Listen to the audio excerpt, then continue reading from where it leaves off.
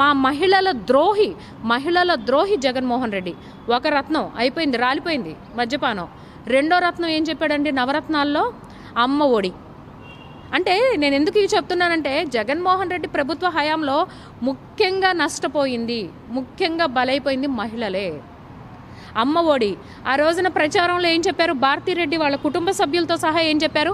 ఎంతమంది పిల్లలు ఉంటే అంతమందికి అమ్మ ఒడి ఇస్తుంది, ఒక పిల్లుంటే 15,000, ఇద్దరు పిల్లలుంటే 30,000 అని క్యాలిక్యులేటెడ్గా అమౌంట్ కూడా చెప్పారు.